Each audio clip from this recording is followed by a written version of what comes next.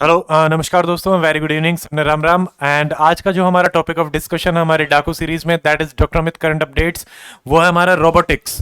तो पहले मैं आपको बता देता हूँ हम इसमें क्या क्या देखेंगे रोबोटिक्स के बारे में। तो number one, we will see about the robotics, robotics है क्या, उसकी सेकंड एप्लीकेशन क्या है। थर्ड, हम देखेंगे कि क्या रिलेटेड न्यूज़ रही हैं इंडिया में या फिर वर्ल्ड वाइड रोबोटिक्स से रिलेटेड। नंबर फोर, हम इंडियन मिलिट्री रोबोट्स के बारे में थोड़ा सा देखेंगे ब्रीफ में। Then number five, nano robots के बारे में अपन देखेंगे। सिक्स्थ, लिविंग रोबोट्स, जीनोबोट्स के नाम से आपके आ रहे हैं, उनके बारे में अपन चेक करेंगे। देन स्पेस रोबोट्स के बारे में अपन देखेंगे सेवंथ। फिर एट्थ, जो सबसे इंपॉर्टेंट है कि जॉब्स वर्सेस ऑटोमेशन, कैसे इसके बीच में जो डायनामिक्स प्ले कर रही है उसके बारे में अपन देखेंगे। क्या जॉब लॉस होगा या फिर आपकी नई जॉब्स क्रिएट हो रही हैं, क्या ये कंसर्निंग इशू है आपका, तो ये सारा का सारा अपन देखेंगे। देन हम इसमें देखेंगे issues in India, specifically Indian चीजों को ध्यान में रखते हुए, और क्या एथिकल चैलेंजेस हैं रोबोटिक्स में। ठीक है, उससे पहले मैं आपको डाकू के बारे में बता देता हूं। It is doctor Amit current updates, और ये आपका एचसीएस, यूपीएससी, स्टेट पीसीएस के लिए है, मेंस को ध्यान में रखते हुए हम इसमें मंडे टू फ्राइडे एक टॉपिक लेके चलते हैं। 7 o'clock you will get a video, इसके आप खुद भी नोट्स बना सकते हैं, प्लस इसकी जो पीडीएफ है वो आपको टेलीग्राम चैनल पे मिल जाएगी, जिसका लिंक डिस्क्रिप्शन सेक्शन में आपका दिया हुआ है। अदर देन दैट, यूपीएससी 2022 का जो हमारा बैच है, समर्थ बैच, वो आप application doctor Amit academy download करके उसमें देख सकते हैं। उससे रिलेटेड कोई भी जो डिटेल्स हैं वो आपको अकेडमी की तरफ से प्रोवाइड करा दी जाएगी। जो स्टूडेंट लिखना चाहते हैं या फिर एचसीएस की भी तैयारी करना चाहते हैं, दे कैन ज्वाइन इट, और उसकी जो भी डिटेल है वो आपको मिल जाएंगे। ठीक है, so this is about me. जो नए स्टूडेंट हैं they can just see. Now let us start with the PDF. देखिए, हमारा टॉपिक है रोबोटिक्स, नाम से ही पता है रोबोट। सिंपल टर्म्स में आपको पता ही रहता है कि रोबोट क्या है, जो जैसे मशीन जैसी कोई चीज है जो आपके काम को इंसान के किसी भी काम को इजी बना देती है। ठीक है, तो ये हमारा रोबोट। इसको अगर टेक्निकली आप डिफाइन करना चाहोगे, it is what basically robotics एक ब्रांच है, साइंस की एक ब्रांच है। रोबोट एक अलग है, रोबोटिक्स आपका ब्रांच ऑफ साइंस, साइंस की ऐसी ब्रांच जो आपका मैकेनिकल, इलेक्ट्रिकल, कंप्यूटर इंजीनियरिंग, उसके सारे के सारे, मतलब इसमें क्योंकि मैकेनिकल काम करता है, इलेक्ट्रिक उसमें चलता है, कंप्यूटर से आप उसको कंट्रोल करते हो। ठीक है, रिमोट कंट्रोलिंग चल रहा है, तो उसका डिजाइन, कंस्ट्रक्शन, ऑपरेशन, एप्लीकेशन, सारी की सारी जो स्टडी है वो इसमें आती है। और पर्टिकुलरली अगर हम रोबोट के बारे में देखें तो रोबोट आपका क्या हो जाएगा, मैकेनिकल आर्टिफिशियल एजेंट जो हमें हेल्प करता है। उसमें इलेक्ट्रोमैकेनिकल मशीन रहेगी जो कंप्यूटर प्रोग्राम से आप गाइड करेंगे कि भाई इससे कोई भी मूवमेंट करानी है। फॉर एग्जाम्पल, हमारी ड्राइवरलेस कार्स हैं, वो भी रोबोट हैं, या फिर जैसे ह्यूमनॉइड रोबोट्स आजकल बहुत आ रहे हैं जो ह्यूमन की तरह देखते हैं, एनालाइज भी कर लेते हैं, आपके एक्सप्रेशंस को भी समझ लेते हैं, तो वो सारा का सारा इसी में ही अपना चलेगा। जैसे सोफिया है ह्यूमनॉइड रोबोट, जिसको सऊदी अरब में आपकी सिटीजनशिप भी मिली है। ये सवाल भी आपका डायरेक्टली पूछा जा सकता है, काफी एग्जाम्स में पूछा भी गया है। अगर हम देखें एप्लीकेशन, देखो जो काम ह्यूमन कर सकता है उसके लिए भी जो डिफिकल्ट है वो सारे के सारे काम आपके रोबोट कर सकते हैं। ठीक है, तो ये इसमें बहुत सारे जितने भी काम आप सोच सकते हैं सारे के सारे आएंगे। जैसे मैन्युफैक्चरिंग, कार मैन्युफैक्चरिंग, या कोई भी प्रोडक्ट जो मैन्युफैक्चरिंग है जिसमें बड़ी बड़ी मशीन्स आपकी लगती हैं, वो बेसिकली क्या है, रोबोट्स।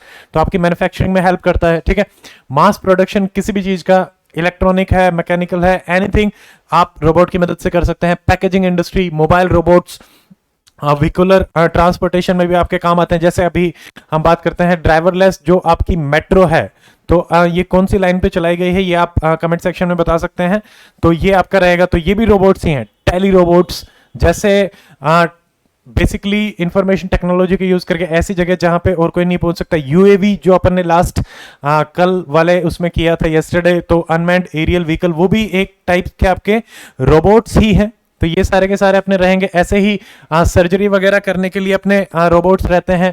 ठीक है, अगर ऑयल कहीं पे हो गया तो उसको क्लियर करने के लिए आपके रोबोट्स हैं। न्यूक्लियर वेस्ट डिस्पोजल के लिए रोबोट्स हैं। ऐसा बोला जाता है कि जैसे डेंजरस वर्क, ठीक है, डर्टी वर्क, तो जैसे एक रोबोट है आपका बैंडिकूट जो सीवरेज क्लीनिंग के लिए भी यूज किया जाता है। तो इनके काफी एप्लीकेशंस हैं।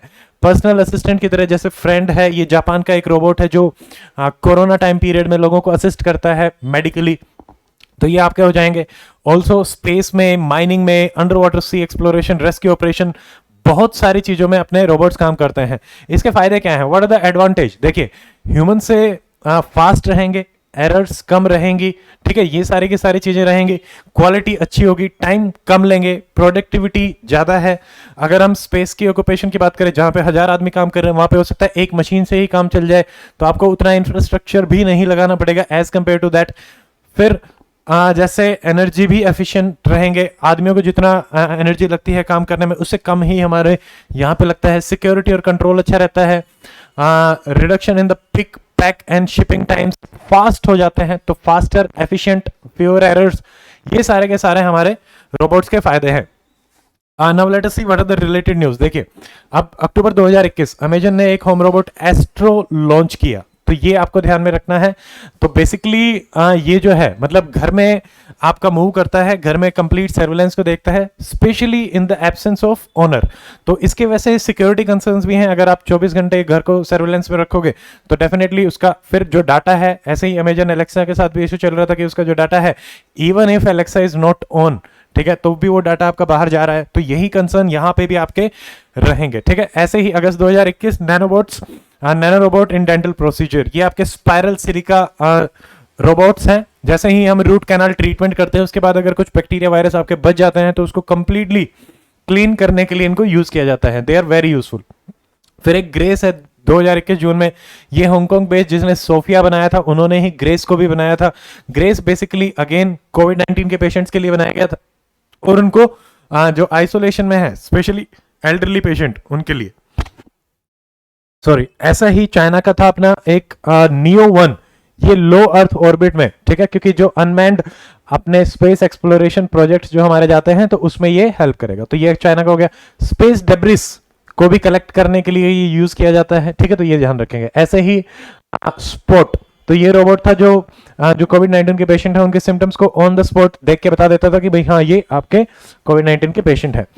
अदर देन दैट वैसे अपन ने कल काफी देखे थे, कुछ नाम मैं अभी बता देता हूँ। इंडियन मिलिट्री में जैसे दक्ष है, बॉम्ब्स वगैरह को रिकवर करने के लिए, निशांत है, पंछी है, रुस्तम है, ओरा, लक्ष्य, पवन, इनको आप देख लेंगे मोटे मोटे तौर पे। जैसे निशांत है ये इंटेलिजेंस गैदरिंग के लिए है, ठीक है, रुस्तम अनमैन्ड कॉम्बैट के लिए है, मिसाइल बॉम्ब्स के लिए ओरा है आपका, ठीक है, सर्विलेंस के लिए नेत्रा है, आंखों से जैसे सर्विलेंस करते हैं तो वो ध्यान रखना है। पवन इंडियन आर्म्ड फोर्सेस का एक रोबोट है, तो ये चीज अपने को ध्यान रखनी है। ऐसे ही जो हमारे नैनो रोबोटिक्स है और नैनोबोट्स हैं, नाम से ही पता चल रहा है नैनो इज स्मॉल, तो ये आपके छोटे छोटे होते हैं एज अ स्मॉल वायरस और बैक्टीरिया की तरह, ठीक है। एंटायर रोबोट उतना छोटा जैसे बैक्टीरिया और वायरस होता है, उसको ड्रग डिलीवरी के लिए यूज किया जा सकता है, स्मॉल माइक्रो सर्जरीज के लिए यूज किया जा सकता है, ये इसके एप्लीकेशन रहेंगे। ऐसे ही वेपनरी, छोटे छोटे वेपन्स क्लीनिंग के लिए, आपकी जैसे पाइपलाइंस वगैरह हैं उनकी क्लीनिंग के लिए आप इसको यूज कर सकते हो।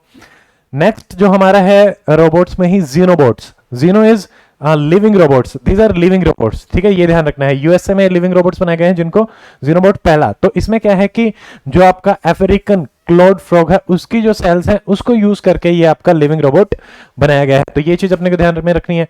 ऐसे ही स्पेस में भी बहुत सारा काम है, जैसे मान लो स्पेस एक्सप्लोरेशन आपको करना है, टेलीस्कोप का भी काम करना है, या फिर स्पेस डेब्रीज है उसको कलेक्ट करना है, या फिर वहां पे जो भी चल रहा है उसको मॉनिटरिंग वगैरह करनी हमें। हो सकता है हम अभी जैसे मैन को नहीं भेज सकते, तो जैसे इंडिया का है व्योमित्रा, तो वो भी एक हाफ ह्यूमनॉइड स्पेस रोबोट है। पहले रोबोट को भेजा जाएगा, अगर आदमी को भेजने की जरूरत ही नहीं है, वो सारे के सारे काम अगर रोबोट कर पा रहा है वेल एंड गुड, तो हमारे उससे काम चल ही जाएगा। तो ये सारे काम करते हैं। इसमें अलग अलग देशों के अलग अलग हैं, जैसे रशिया का Fedor, final experimental demonstration object research, NASA का है रोबोनॉट 2, जापान का है किरोबो, तो ये ध्यान में रखेंगे। अपना इसरो का है व्योमित्रा, व्योमित्रा पूछा भी गया है तो ये ध्यान रखेंगे।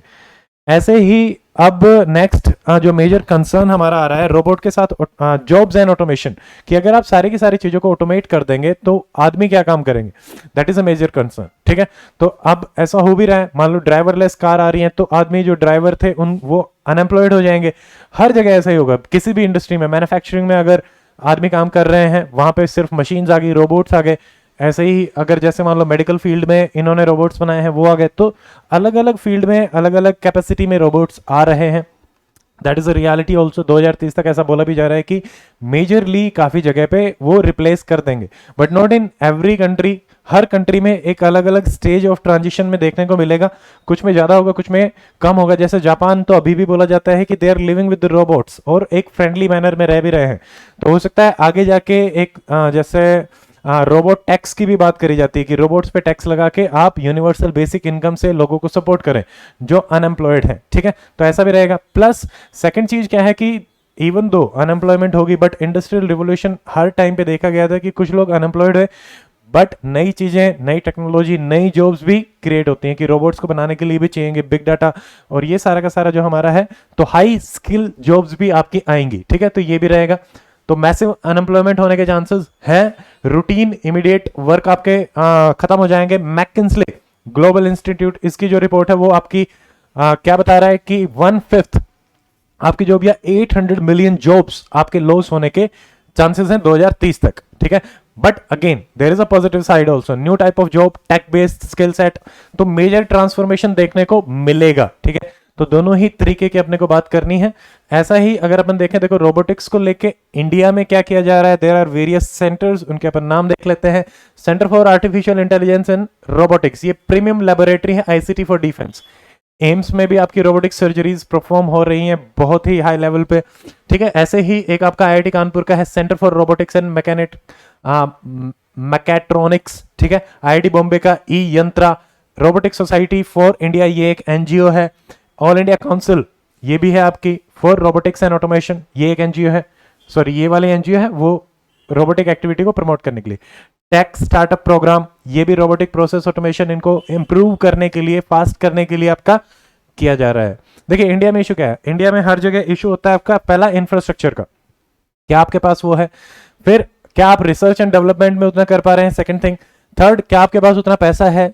फोर्थ, क्या आपके पास वो जो ह्यूमन रिसोर्सेज या फिर हमें जो टैलेंट चाहिए, स्किल चाहिए, क्या वो हमारे पास है। तो यही मेजरली इश्यूज हमारी पॉपुलेशन में रहते हैं, इन्हीं को ही हमें सोल्व करना है। तो नंबर वन, जो कॉस्ट ऑफ प्रोक्योरमेंट है, जो हम इंपोर्ट करेंगे रोबोट्स को, वो काफी हाई है।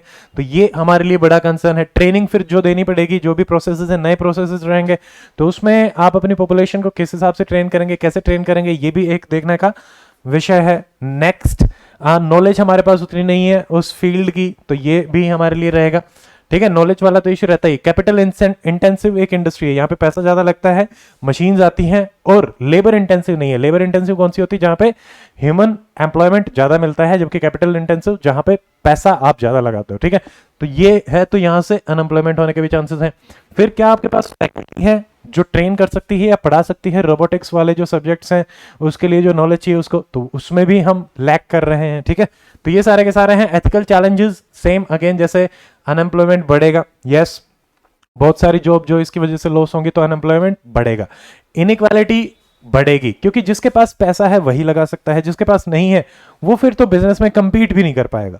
तो अगेन जो गैप है वो आपका इनइक्वालिटी, इकोनॉमिकल इनइक्वालिटी बढ़ेगा।